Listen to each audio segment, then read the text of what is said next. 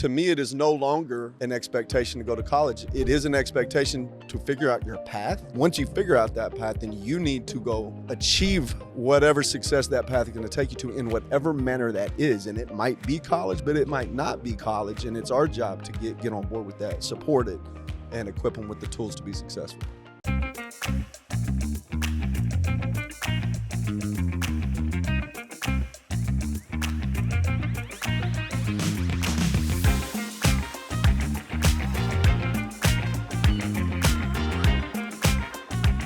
Big thanks to Practice Plan for allowing us to use their booth today. If you are needing revenue in quick and efficient manner, you need to reach out to Practice Plan. Easy, seamless facility rental. Thank you to John and the team for allowing us to be here. Welcome back to another episode of The Path Forward. We're here in Austin, Texas. Tessa Midwinter 2025. I've got the Iron Chef with me, Superintendent Lamesa ISD, David Ritchey. Welcome back to the show. So excited to be back. So excited. It was my favorite experience. So thank you for having me back. You're good, man. We were talking. I had a little bit I was going to play on you, but I'm gonna save it for the audience, and maybe I can get it over on you at some point. But you will, because I'm gonna become a regular, even if you don't want me to. I'm gonna be the guy that just pops in and be like, "Hey, I'm on again." well, let's talk. Let's catch up real quick. What's going on in the district? 2025. It's been a busy year, a good year, but a busy year. I feel like we blinked twice and we are already in January.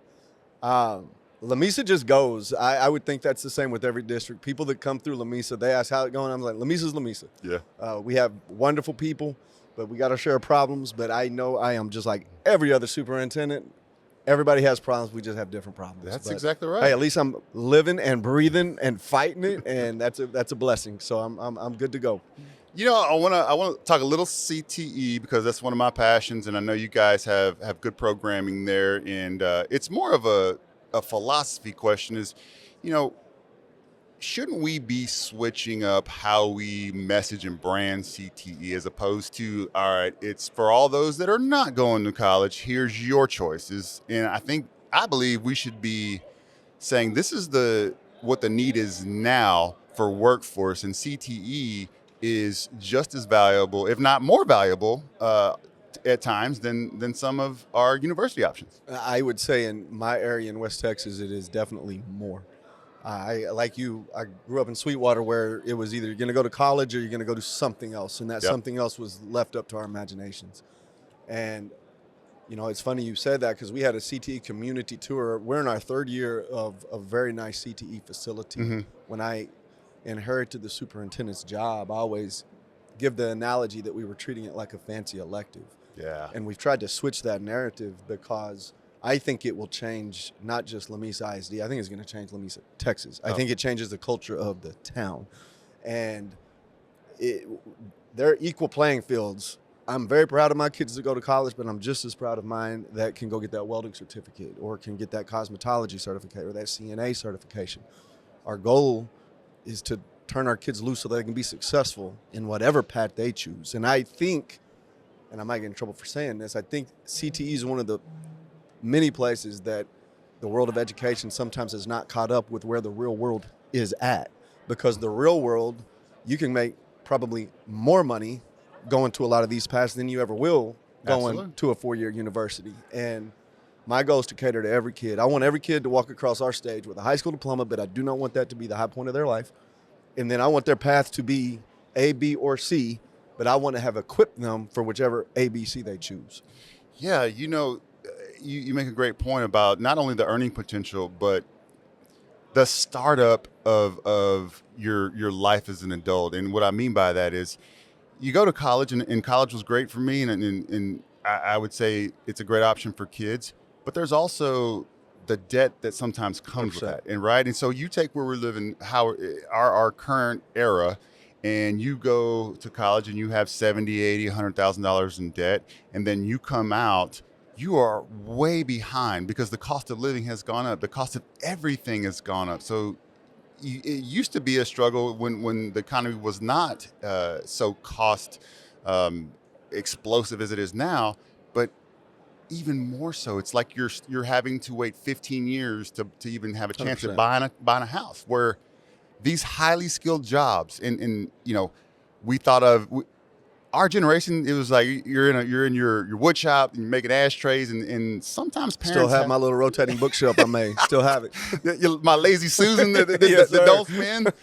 But it's kind of our parents and our generation still kind of have that perception of 100%. what that is, and man, we got to fix that, because it is high skill, high wage, highly technical, highly digital, and it really spans the whole sector of any CTE program.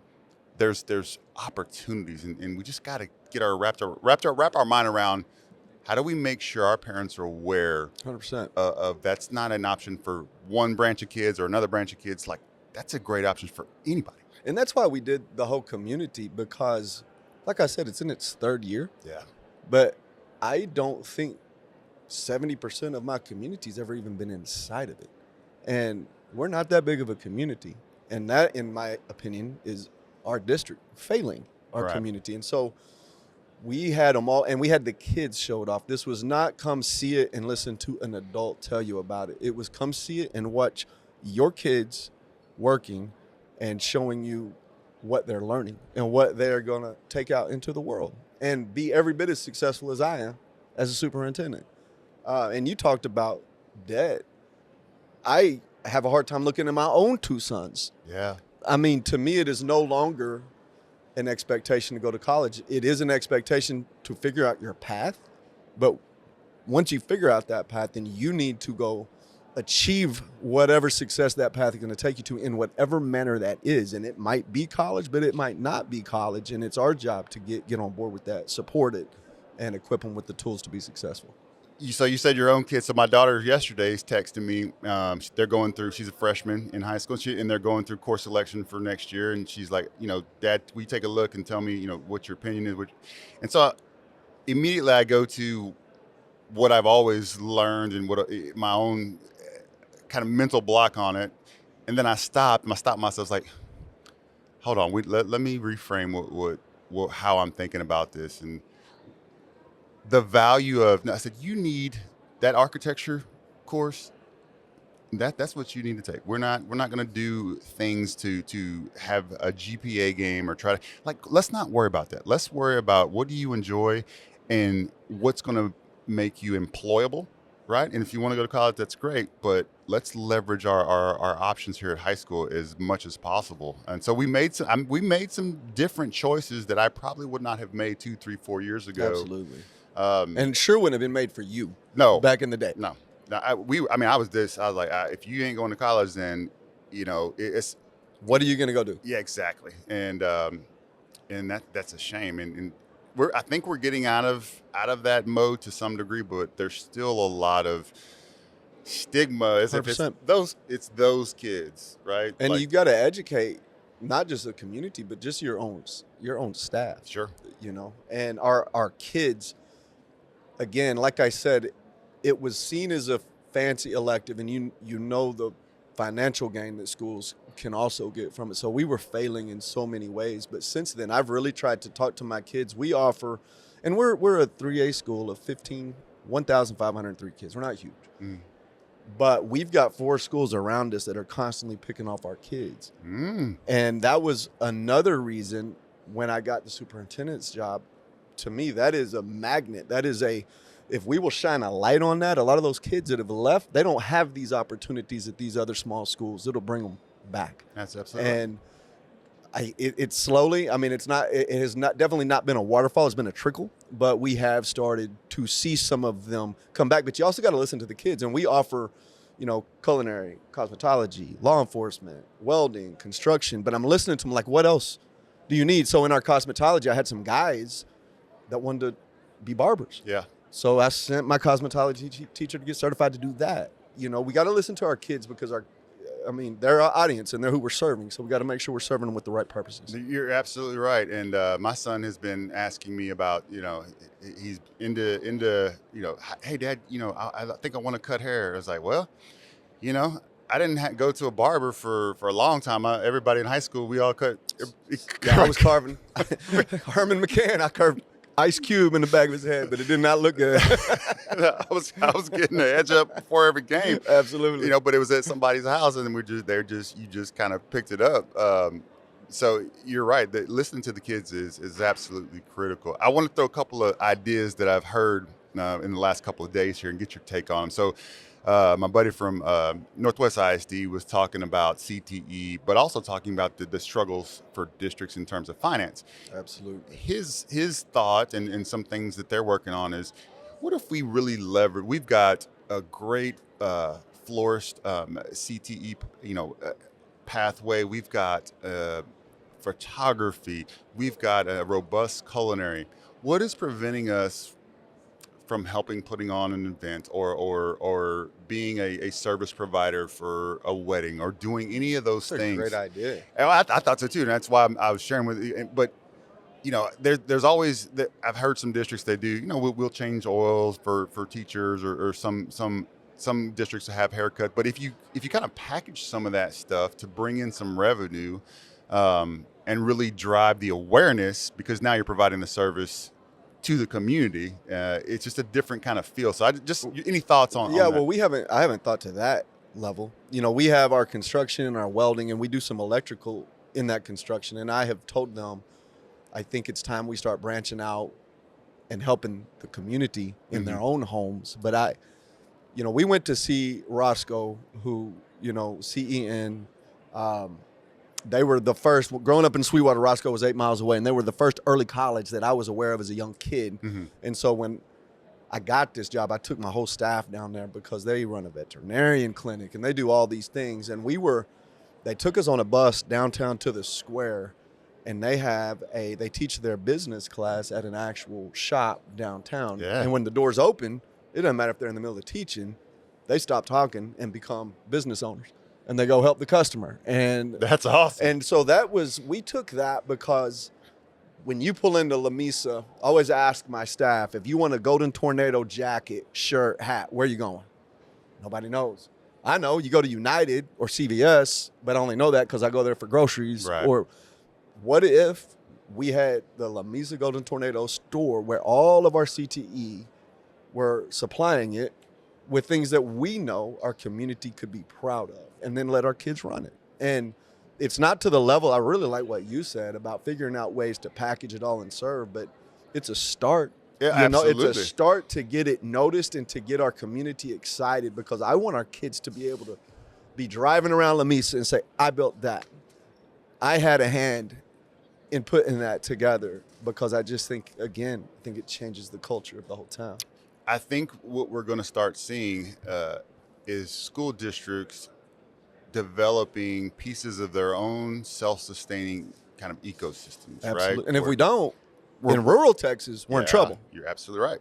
You're absolutely right. But I think it can be done in a way that's value add for everybody, for students, for staff, and providing opportunities for staff to come in after hours and pick up extra duty pay, right? Absolutely. If we're going to provide this service, and we can't provide it from 7 to 2:30, because that doesn't make sense for the consumer. We can provide from 7 to 7:30 or whatever. But there's incentivizing staff that want to make a little extra money to work the store or supervise. So there's a lot of those conversations going on, and I think that's a very good thing, because we're going to have to get very creative here pretty quick. And I've got a lot of stories when I become a regular on your show. But when I inherited this job, there had been a disconnect formed between the school district and almost every aspect of our community. And the first year I spent rebuilding relationships, but one of those biggest relationships has been with our workforce. And I want all of the businesses in Lamesa to be able to look at Lamesa ISD and say they are basically our minor league baseball. Yeah. They are our G League, and through our CTE program, prepare them so that they can walk out and go to work and replenish the workforce, because there's not a lot of people moving to Lamesa. And if we don't take care of ourselves, gradually it's just going to disappear. And I think it's our job as educators to not let that happen. You're absolutely right. Let me throw another idea that I heard yesterday. I think you're going to like this one. So And I want to give a shout out to Angie, superintendent in Donna ISD. So she's, they have some elementary schools and they're looking at, they had to go through some consolidation, which is never fun.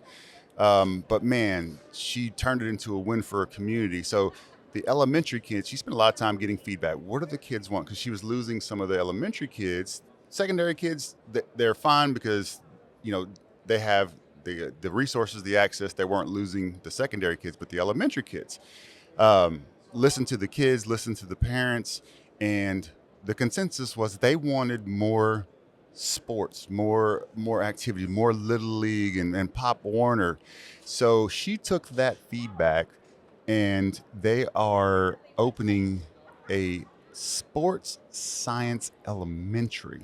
Okay, explain that to me. So with the sports theme and an outdoor interactive action learning type of philosophy, Okay.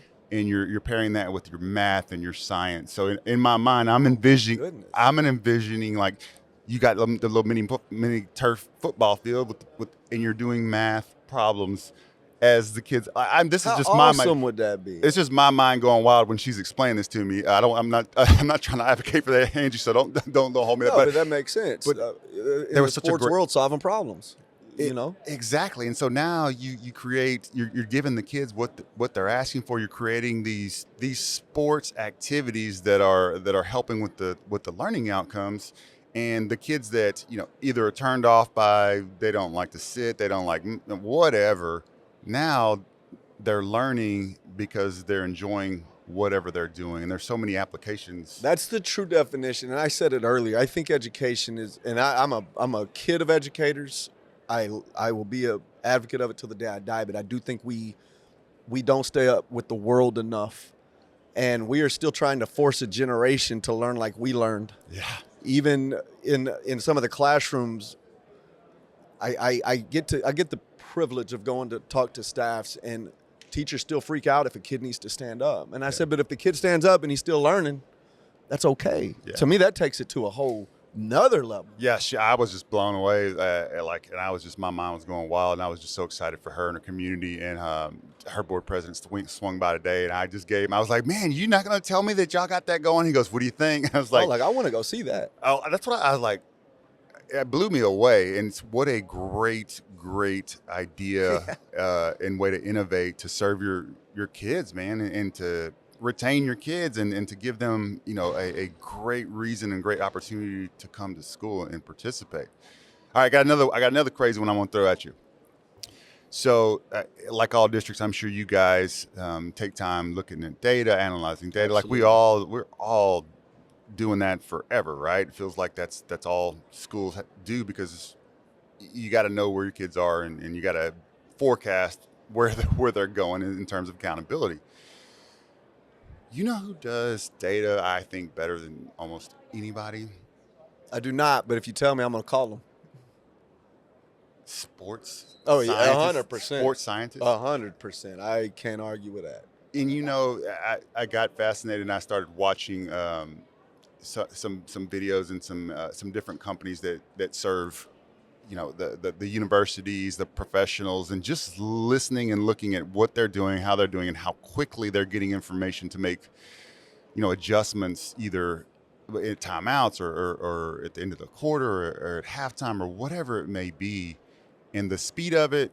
And it is very, very intentional of everything that they do to give an advantage. That's because that's what everybody's looking for from data, is an advantage ultimately, right? You're trying to figure out, how do we do this to win or to increase our chances? And so I think there's a lot to be learned there. And I've been reaching out to some sports scientists to see just how they're thinking about it, how they're using it, and why they're using it the way they are. But it makes sense. And you're an ex-coach. And on a much lower level, just think about the amount of detail that went into your practice schedules based on the game plan, based on, first you had to establish your identity, but through your identity, you had to look at your opponent and you had to pour through everything to make sure that you went into the game with the best game plan possible. And the same thing. Yeah. And you're right, coaches. That's why I get mad at any coach who's not a good classroom teacher, because they should be the best. Should be. Absolutely. But you're right. If we could treat it just like we treat watching the opponent we're playing next Friday night, I can't disagree with that. I think we'd be a lot better off. Yeah. And your opponent is whatever the skill set that you need to grow in as an instructor or as an administrator or as a coach to coach teachers, instructional coach, whatever it is, that's the opponent. Because now I'm looking at in real time, how do I get a sense if the kids can learn, apply, can synthesize, and how do I get a sense of, was this effective? However I delivered this, whatever this activity was it the right way Recipe. to do this? Yeah, absolutely. Exactly. Yeah, absolutely. You went to the recipe. Yeah, get that hat, get that chef's hat. I mean, but it just made a lot of sense of how they were looking at it, and there's just no fluff. It's like, here's the data, here's the shot chart, here's the pass. Here's how many passes we threw. This is how many, and it's boom, real time, and they're making decisions. I went to listen to some legislators this morning, and they made the comment that the state of Texas gets in the way of public education. I would say, and I look at all these booths in here of all these products, I think we have a tendency to get in the way of our own growth. Oh, absolutely. You just kind of basically said we got to figure out who we are, figure out where we want to go, remove the fluff, and get a plan to get there. Mm-hmm. And too often, I say it all the time, we make this way harder than it should be. Absolutely. But you're exactly right. We got to figure out our weaknesses, and we got to figure out how to make those weaknesses strengths and go get better. Talk to me a little bit about your up-and-comers, your team, and what I mean by team is your administrators. It's a little bit of a different paradigm, and we're jumping out there with all this change happening. What is your strategy? How do you keep your team, your administrators, your campus leaders up to date, fresh, keeping them motivated, keeping them to learn? Because that's what's really going to be the key. The rate of change means the rate of learning is going to have to accelerate. I have had to take a good look at myself as a superintendent. When I first met you, I was still young, I still am young, but you learn fast in this role, and being a leader as a superintendent is substantially different for me than it was when I was the leader as an athletic director, a head football coach, or even a principal. Mm-hmm. It's kind of all those combined. But I spend too much time at the beginning wanting those other people that work alongside me, I wanting them to lead like I did and do. Mm-hmm. And I've really tried to step back and allow all of their personalities to shine through and empower them to use their strengths to grow, because no different than our principals will only go as far as our teachers, our district. Well, I don't have the day-to-day impact that they do. Right. And if I am not equipping and supporting and empowering them, then we're all going to fail. Yeah. And, I was never a book study guy. As a head football coach, you don't have time to do that. But book studies, bringing in people so they hear a voice other than my own, sending them. I brought people here. I had never been to Midwinter before becoming an administrator. I wish I'd have come as an assistant principal. Mm-hmm. It would have helped me walk the right path to be a successful team player, because too often, especially when we're all young, we're not team players. We think we are. Yeah. But we're not. And that's what I am trying to do as a superintendent, is create the most collaborative team atmosphere. We don't ever act like I am the leader of the district. We, as a team, mm-hmm. including my board, are the leader of the district. And yeah, you could say we all fell together, but I don't like to look at it like that. We're going to succeed in some form or fashion, and we're going to succeed together. Mm-hmm. But to the level of success we succeed is how much each one of them is willing to go out there and be the best version of themselves that they can be. One of the hardest things, and you just mentioned it, is when you have a dynamic personality, and when you're used to leading and being not only in a role of leadership, but a lot of times the emotional leader, and it is hard to recognize when that's inhibiting some of your growth of your team, right? Because if every time you walk into the room, and this is something I had to learn, and some people had to digest from other people pointing it out to me. When you walk into the room, if you demand the attention immediately and everything has to stop. What happens when you're not in the room? Exactly. 100%. Exactly. And it is great to be a dynamic leader, but you also have to be careful of every time it's just you overshadow everything, and people just naturally take a step back, and you don't let them flourish. And so, it was presented to me in a way that I didn't see it. Like I wasn't paying attention. I just trying to be me and trying to lead and trying to, like, hey, let's go. We gotta. Here's what we gotta do. But they were absolutely right in pointing that out, because I didn't recognize it. But everybody else needs to be the leader in the room, right? I need to help be the guide on the side, as opposed to. It's just a hard thing to. It's hard to accept. It really is. I will say I was a substantially better head football coach in my 10th year of being a head football coach than I was in my first year. I hope that I'm a better superintendent in my 5th year than in my 3rd because of that exact reason. And the other thing, not only can the room not stop with you, but if the room does stop with you, then you're not – anytime they get into a situation where they don't know the answer to their specific conflict, they're not going to make that call. They're going to call you. That's right. And I have learned the hard way that you can't solve every problem. It's a lot easier if you create leaders that work alongside of you that can solve all of those problems instead of having to call you. And I'm still learning it. Yeah. I still want to have my hand in everything. I love being on campuses. I want to see my students every day.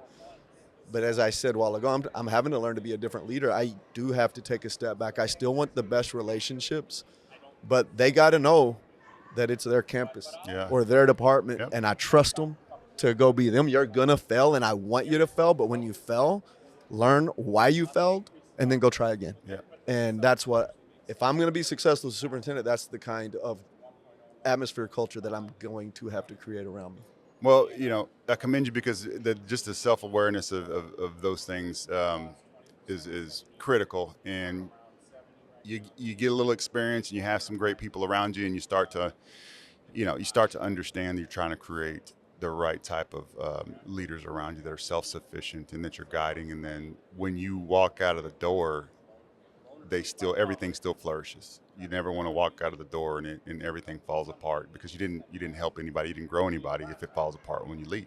And I've worked, and I'm sure you have too, for a lot of people like that. Yeah, absolutely. They want the room to stop. They want to be the center of attention. Of course. And like I said, as a young leader, I was never that, but I was the kind of guy that was scared to listen. I thought if my idea was not the best, I was not going to be able to let y'all know that because I did not have, I guess I would not even use the word ego. I would call it security. I was too insecure as a leader to ever admit that I didn't know the answer. Yeah.